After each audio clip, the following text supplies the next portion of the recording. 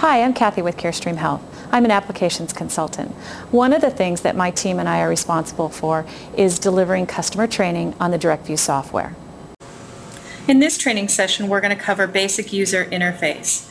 The basic user training is a good way to introduce new users to the Carestream system and can be used as a refresher for seasoned techs to ensure proper habits are reinforced.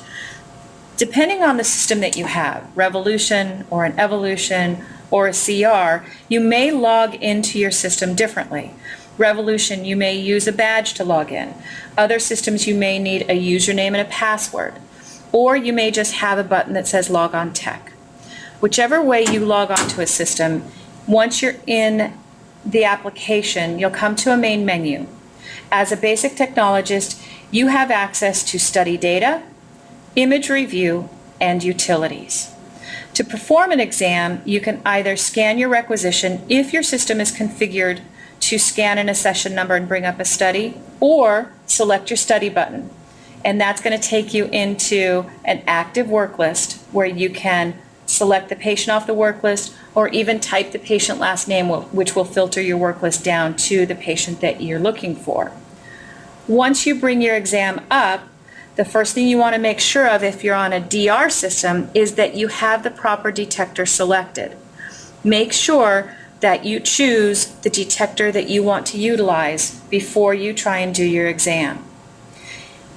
Once the exam comes up, if your procedure mapping is configured, you'll see the views associated to a procedure.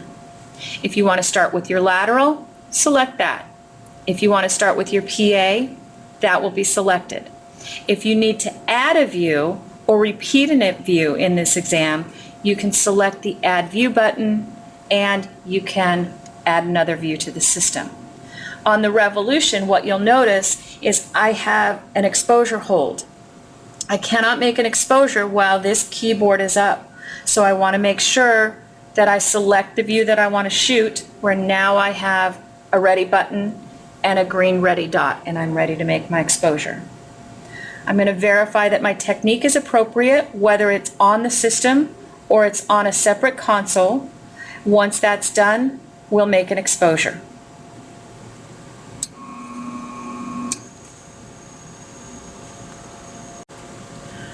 Once the exposure is complete, your image will pop up on your screen. You can choose to review the image and deliver it by accepting it and sending it to PACS or whatever destination is configured. Or you can choose to save any changes that you make to the image, hit your back button, and now you're ready to make your next exposure.